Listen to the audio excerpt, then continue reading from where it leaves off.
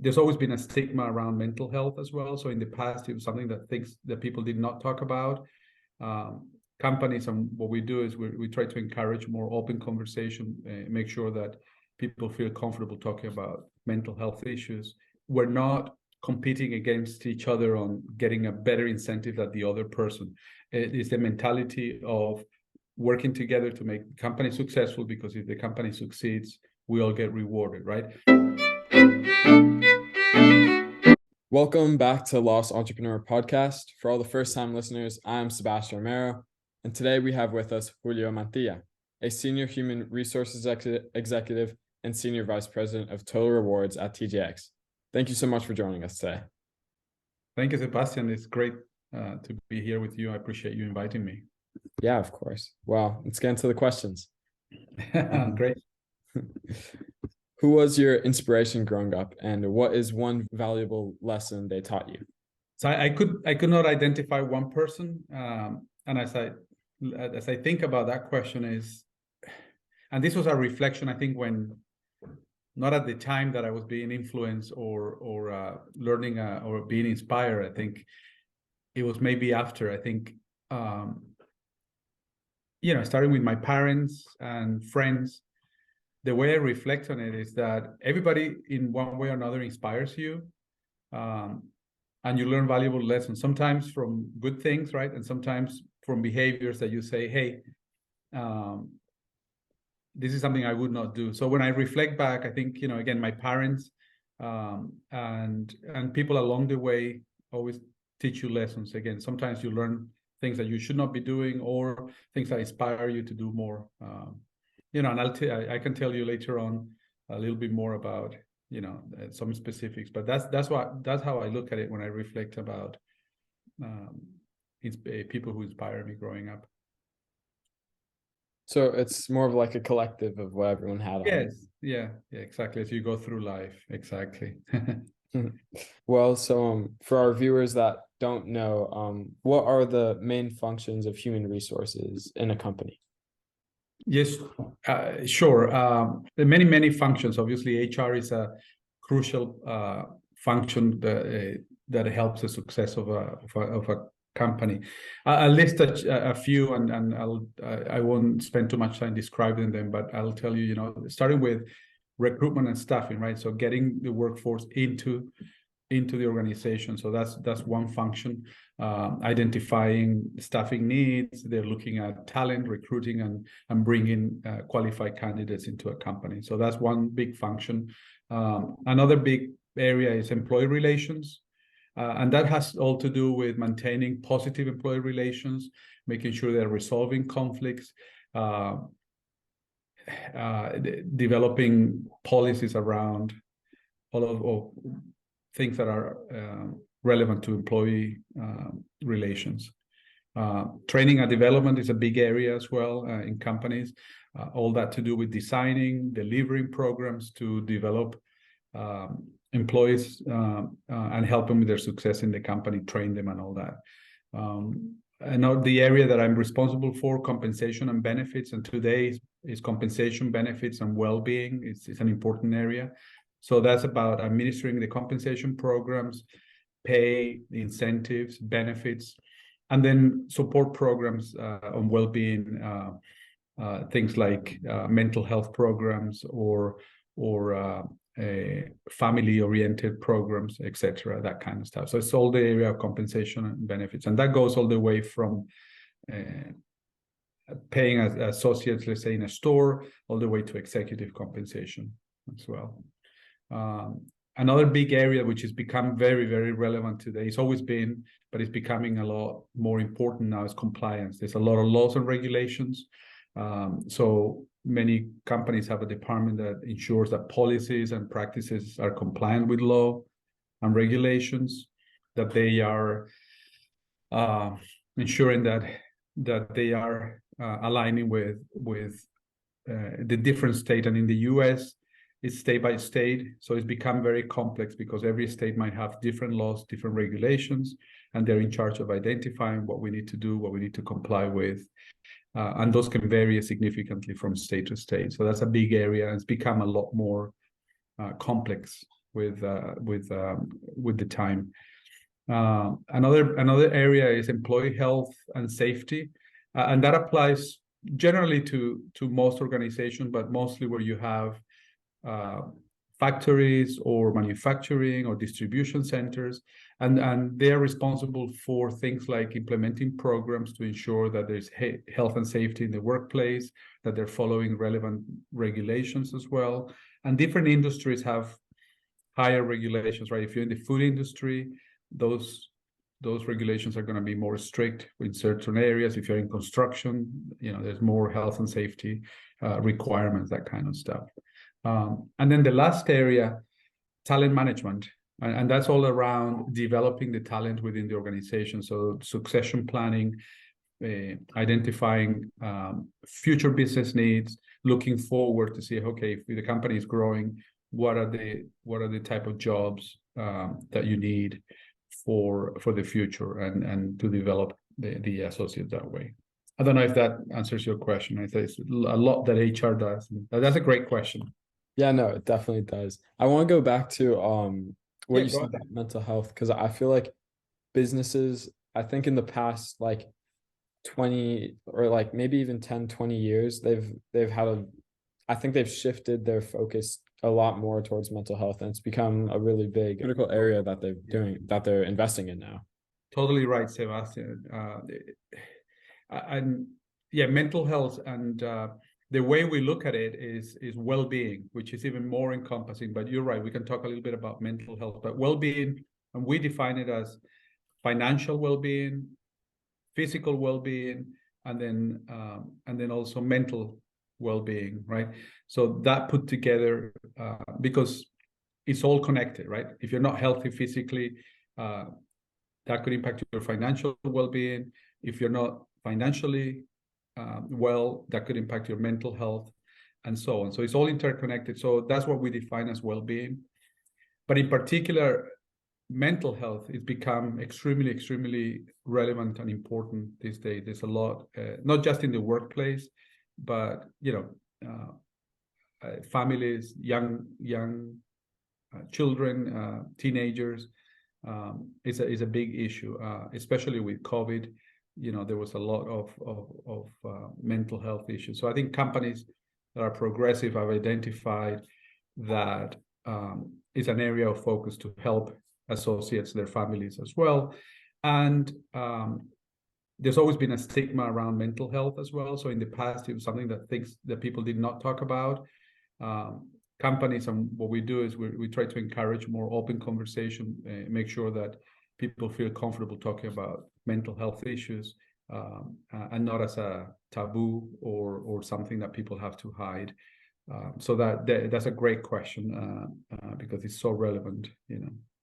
And then one more thing I want to circle back to is, yes, of course, is how HR helps with like succession, as you said, because I think nowadays people are very used to the normal spend 3 years at this company, move to a different company for a better job, spend 3 years, and then move to another one. So how does that how does HR help with the succession of just staying in that one company?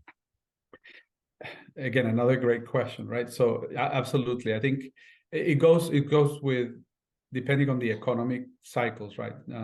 We are in a current cycle where there's a lot of open jobs out there. So, people can easily jump company to company, and there's so many openings. There's a war for talent because of that. So I think, it is attractive to people to look somewhere else. So that's a really great question, because I think and it's a big question. So I'll just give you a few ideas here of how I think about it. One is making sure that employees, associates understand what the career path is, right? You come into a position, let's say as an analyst or an individual contributor, but understanding what are your potential positions that you could aspire to, so that you create some engagement to say, hey, you can continue to grow in the organization.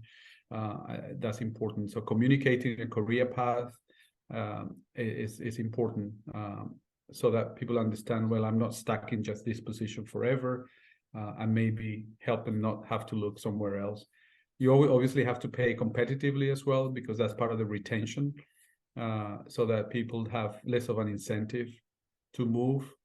And then create a culture. I think the third piece is creating a culture that keeps employees engaged, and how you do that is by helping them understand how the business works, get them exciting about their job, and then encourage, develop them, learn, teach them, provide resources.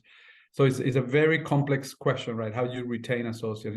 It's not just pay. Sometimes pay is what drives somebody to look somewhere else, but there's always something else in the background. Do you have a great manager, a great leader? Do you understand what your future is in the company? And if those things are not clear, then you're going to probably be more likely to leave a company. And yeah, that's a great question as well. So when you're in high school, or maybe even a little bit younger, what experiences directed you towards a future in human resources or in management? Yeah, so my journey is a little bit interesting. So I as you know, I'm from Colombia, so I graduated in high school in Colombia. I did not go to school for human resources, so I'm a mechanical engineer by training. So human resources was a lot later in my career. So a little bit of a shift there. Exactly, and I can tell you a little bit about that. So I was more numbers inclined, and in those days you either were going for a doctor or an engineer or a lawyer. So not like today where you have so many other different options, right? So growing up, because I was good at math, and I thought engineering, and I was mechanically inclined, so I said, I want to do engineering. So that's really what directed me to engineering. Your question is about HR, and that happened later on. So I went to college, I graduated as a mechanical engineer. I worked, my first job after college was in Goodyear Tire Company as an engineer. I was working in development, technical department. But I wanted to get into management. I had an interest for that. And I ended up talking to someone. I'll give you the short story here, that I began to look for opportunities within the company, and then also talk to somebody, and they recommended that I talk to the head of HR at that time for Gillette. And he said, well, I don't have a job for you as an engineer. I'm looking for somebody in HR, but I want someone that has worked in a factory, that has analytical skills, which you get as an engineer. So he was willing to give me the opportunity to come into HR and a way to go into management via that way, because of the type of business that it was. So that's how I ended up accidentally. It took me like 3 months to contemplate the idea of leaving engineering and moving into HR. But because I did want to be into leadership and management, I thought HR would be a good entry point. So I started in compensation, not knowing much about compensation, but I had some really good team members that helped me with that, and then slowly began to get more skills, and that's how I ended up in HR. But that was 6 years after I had been an engineer. I bet your experience in the factories and actually knowing what people are doing has helped you a ton. I think it was the most valuable, and I think that's what got me to sort of think about management and leading and working in a different area, because it was very enjoyable to work with people in the factory and to learn a little bit about what they have to deal with, right? So I feel I always had that sensitivity to appreciate what people do, and some of the jobs that are really, those jobs were very difficult, in an environment that's very hot, very dirty, long shifts. So I think that gave me an appreciation for the value of people in any business, right? In any organization. So how do you go about integrating companies' core values into the reward system, and to make those values come to fruition in a productive manner? Yeah, and that's another great question. I think, and you asked me about values, but when I think about values, the way I translate that is company culture, and every company has their own culture, but I think it's so important, right? And that link. So your question around linking the reward systems with the company culture, it cannot just be a poster on the wall that says, here are the company values. It has to start with making sure that everybody in the organization understands those values, that the employees understand what the company is about, that they are reflected in how people behave, in the training that you do, in the way that the company communicates. So that's one element, how you communicate that company culture, those company values. And then linking those to rewards, right? I'll give you an example, right? I work for a company that is very team oriented. Everything that we do is about collaboration, relationships, and so on. So when you look at our incentive programs, our compensation is exactly reflected of that, right? We do pay individually, right? You have your base pay, your salary is individual, and based on your performance, that increases or not. Your career is based on your performance and your ability to move up in the organization. But when it comes to incentives or management, it's all based on team collaboration. So my incentive plan, if I work in a function like corporate, is the same as the next person that might work in legal in corporate as well. So we're not competing against each other on getting a better incentive than the other person. It is the mentality of working together to make the company successful, because if the company succeeds, we all get rewarded, right? So that is an example of how you link the company culture and the values to the incentive plans. That way you're driving those behaviors, that there's no incentive for you to be performing, to try to outperform your teammates and create not putting people against each other. Exactly, but it's working together to make a success, and that is again an example of how you link that, and then the messaging around that also has to be important, right? So that people behave that way, managers, associates behave that way, your incentive programs or your reward systems are set up that way, and then you communicate that way all the time, and it takes time to do that, right? You cannot just, like I said, put the vision of the company culture on a poster and think that everybody's going to just follow it, right? It takes time, and it takes a lot of commitment from the leadership to do that. Creates building an entire community.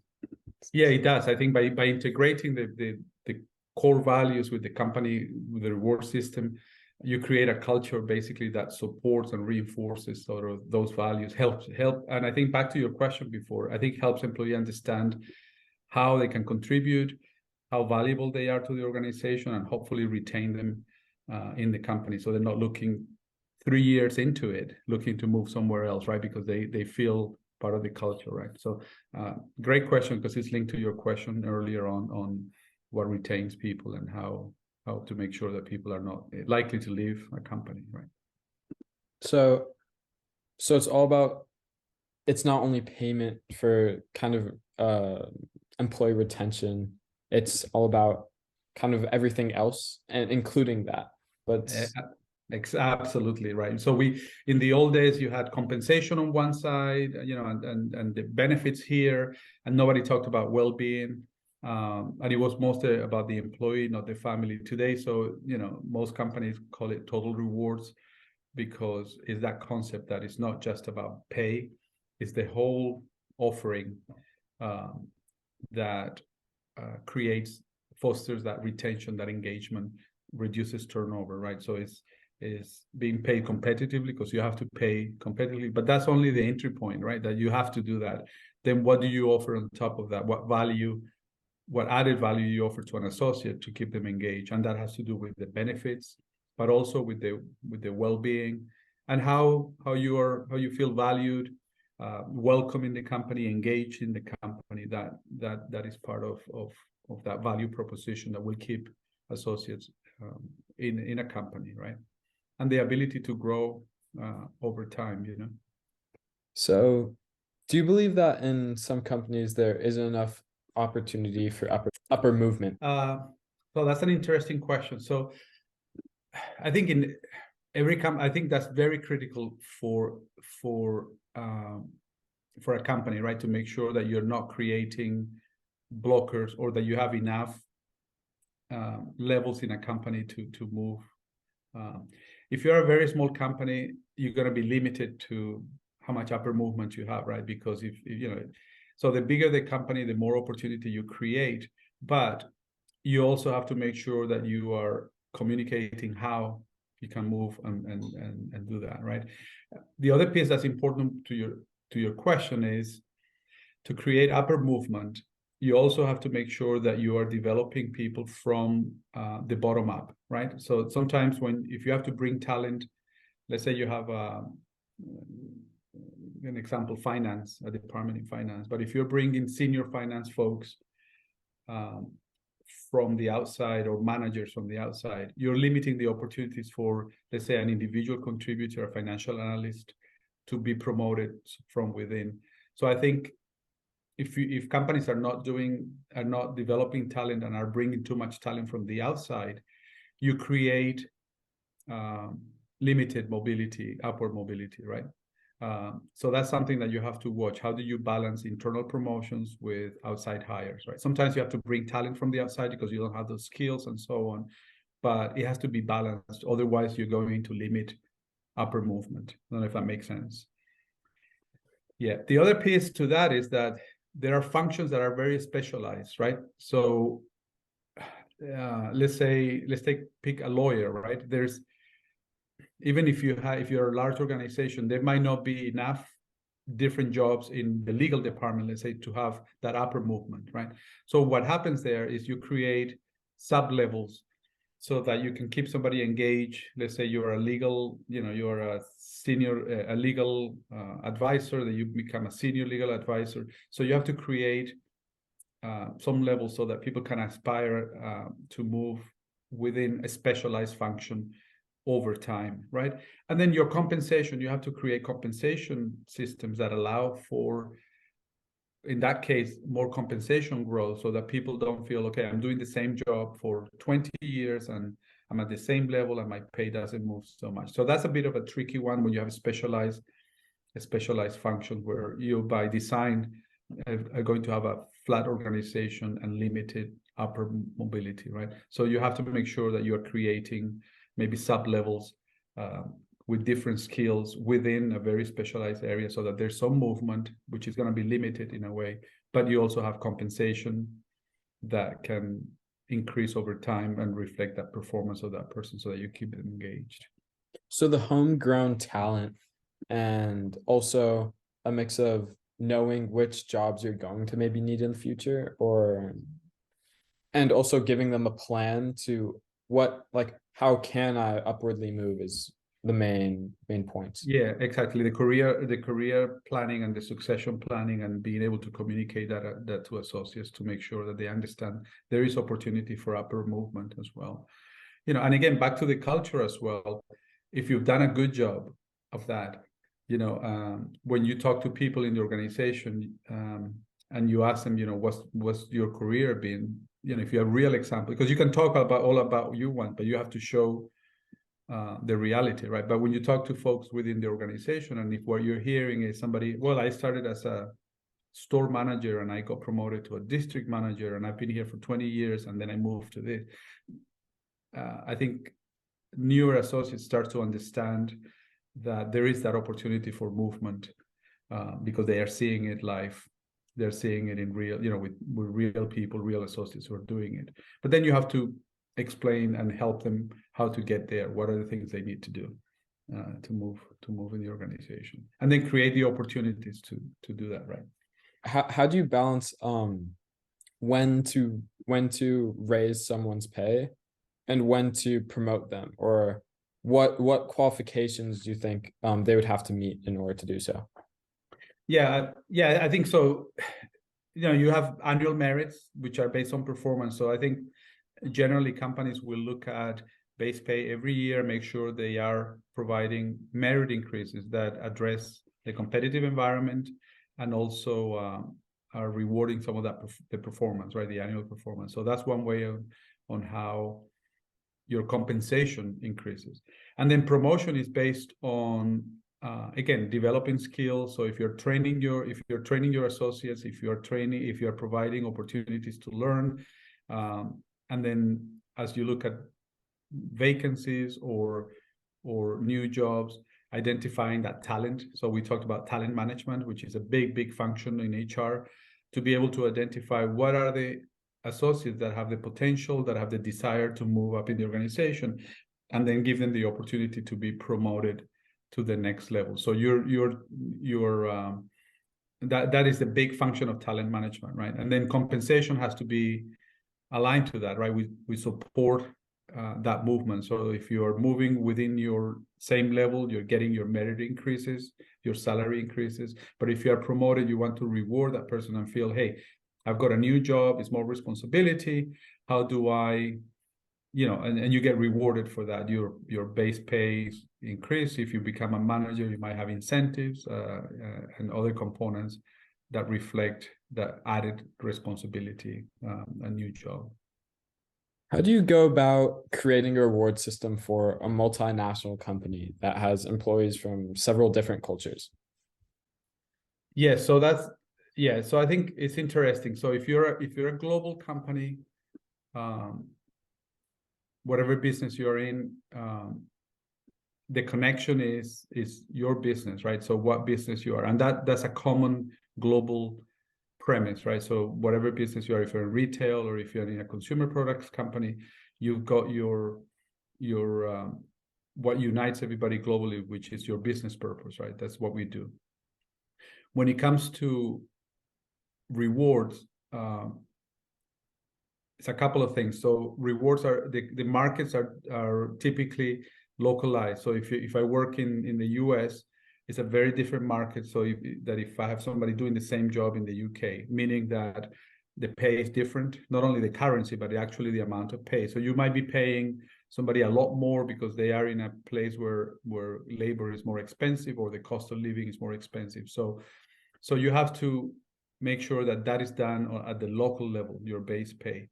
But what ties things globally is that if you have a job that is the same in many locations, you have potentially a grading system where that grade is the same. So you're leveling them the same, but you're paying them differently because it's driven by the local market. But your level is globally aligned.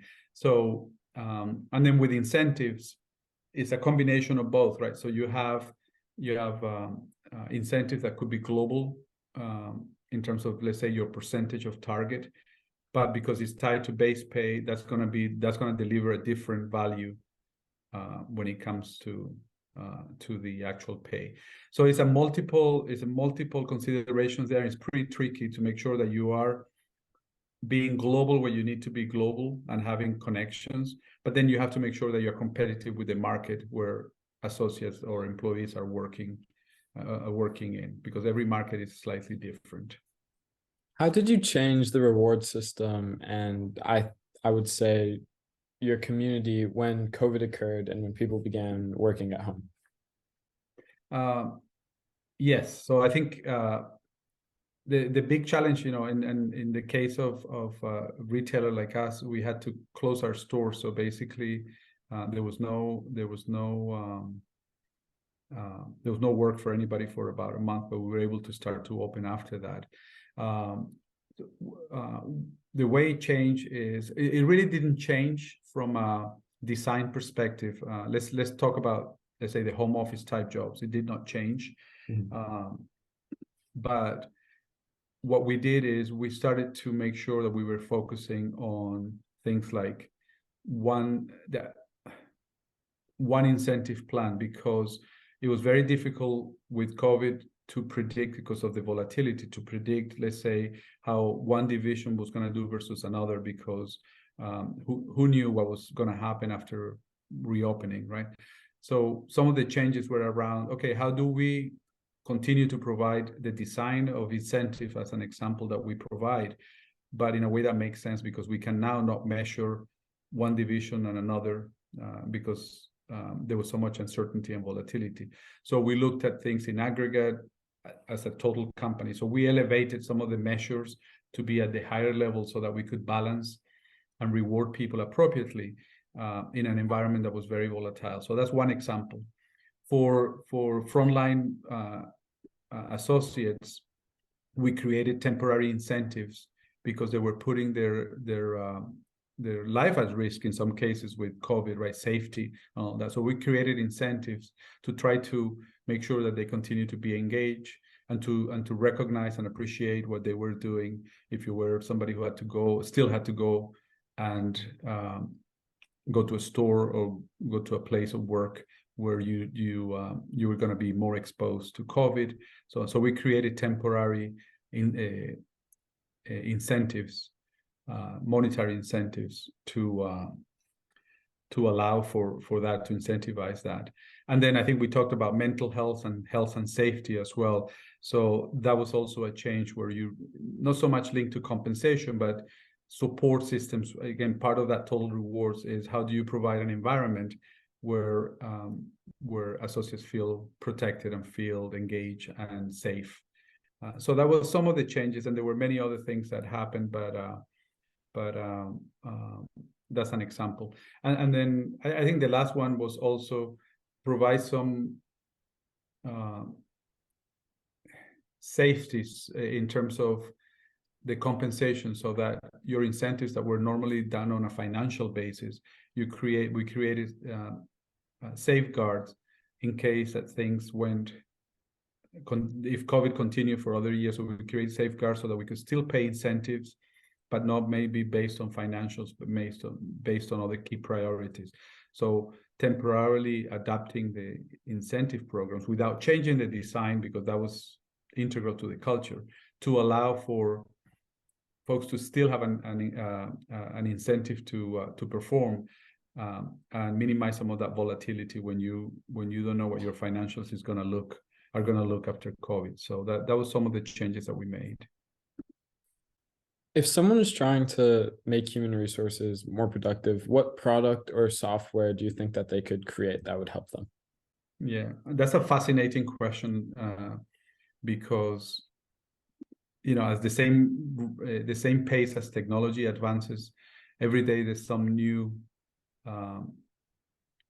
technology or systems that are going to help human resources. It's going to depend on the company size and resources, how much of that you can implement, right? Because there's so many of that. But basically, I mean, if you're a corporation that is relatively large, you need an HRIS system and a human resources information system.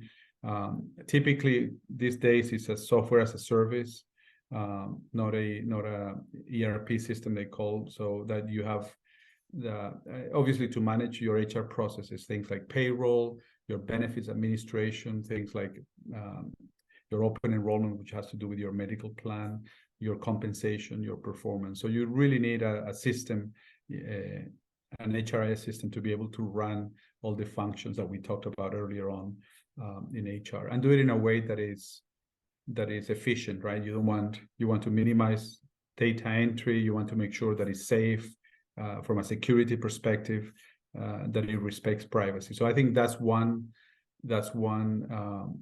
system that not only will make HR more productive, but you basically need it to be able to run an operation, especially if you're a big corporation, right?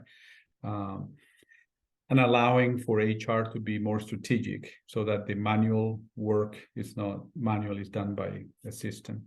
The other piece that's become very important, especially in this market where there's low unemployment and a lot of open jobs, and if you're hiring a lot, it's an applicant tracking system.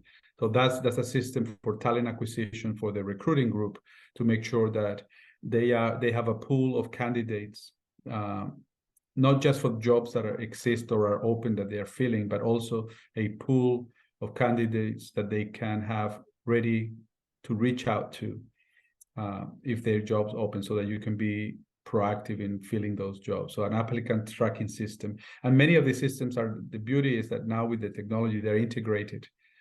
So they talk to each other, right? But distinct sort of modules, let's say, within a system. So that's absolutely important, tracking your applicants and making sure that as you bring them in, how do you onboard them and so on. We talked about career progression and succession planning and training. So you need a learning management system so that you're identifying and providing associate an easy way to learn. And because today, before in the old days, it used to be just classroom training. You had to go to a class for an hour, physically attend. Today, with technology, you can have self-study modules. You have a lot more technology, videos, a lot more training tools. So a learning management system will help you not only deliver the training, but also track and make sure that people are getting the training that they need, right? So, it's very easily done with that. And and there's many, many more, but another is an employee self-service, a portal. Again, we talked about people understanding the culture and the reward system, but also being able to get what they need in an easy way. So an employee portal, either self-service, supported by a call center, so that you can get you can help associates access their benefits, their own information, the payroll stuff, the benefits information, whatever they need, your time off, your vacation time, to be able to track your own individual information in a way that is easy, right? That you can access that. So that's an employee self-service portal, let's say, typically something that is friendly, easy to use, that requires little training. So when you have those systems working, I think you're providing support across the HR functions that are really important from a software and technology perspective. What do you think is the main unsolved problem in human resources? Yes, I more than a problem, I think challenges in HR. I think there may be many problems, but I think if I look at challenges, I think common challenges faced by HR departments, and I think we touch a little bit on some of the things, attracting and retaining top talent in a market like this that is becoming more challenging, right? You have more competition, you have more jobs out there, the employees are in demand. So I think that's a challenge. The competition can be very intense. So I think, HR, to solve that, HR needs to implement and have an effective recruitment and retention strategy so that you can be successful and in attracting the best employees, right? You're competing for the best. And that's a challenge. And so it requires marketing, it requires branding of the company, and getting out there so that you can be. So that's one area as an example. Again, we touch a little bit on compliance and labor laws. That's a big challenge these days. It's become increasingly more compliant environment in the US, in Europe, and even in Canada. So that becomes a challenge for HR, right? Because now you need to ensure the company's policies are compliant with all applicable laws, and they could change from state to state, or sometimes from city to city within a state. A lot to do with equal employment, inclusion and diversity, wage and hour laws. So there's a lot of challenges with that, and if you don't comply, they could create problems for an organization, with fines and also violating regulations, right? So keeping track of all of the different regulations that you have in different states or different countries. Big challenge there. Let me think about that. Employee relations, lately there's a lot more union activity. How do you, so creating expertise to work with the unions if that's something that comes your way, and managing employee relations, making sure that you are attentive to the needs of the associates, maintaining positive employee relations. So that is a big challenge for the company. So so not so much problems but challenges.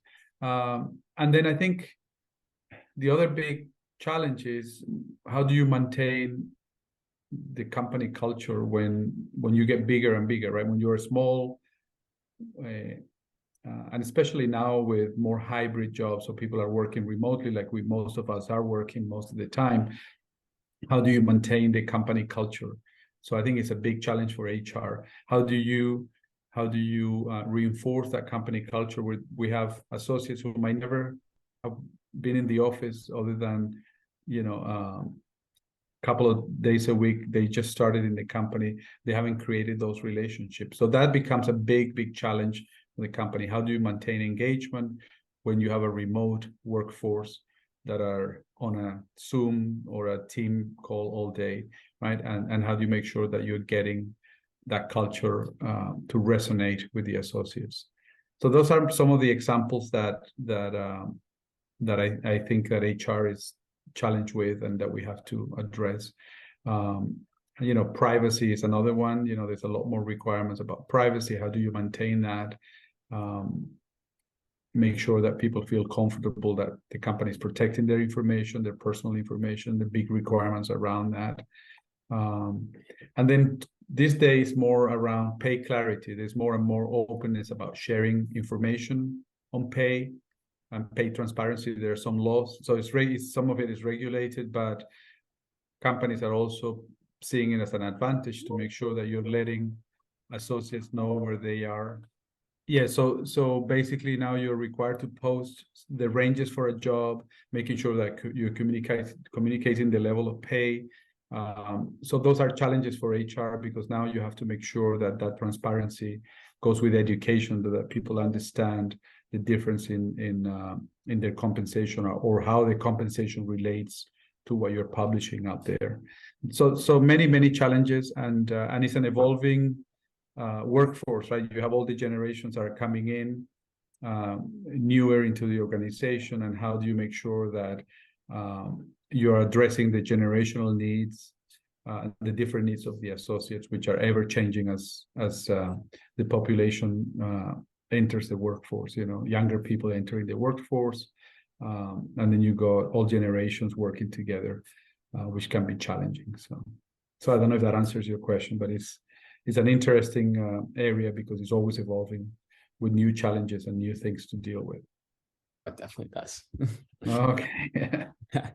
So, well, thank you so much for coming onto the podcast today. This has been a great experience. I'm sure that a lot of young entrepreneurs will benefit greatly from your knowledge and experience in the human resource field. Thank you so much. No, thank you. I appreciate it. I don't do many of these, so I do appreciate you reaching out. And HR is an area where you normally don't hear a lot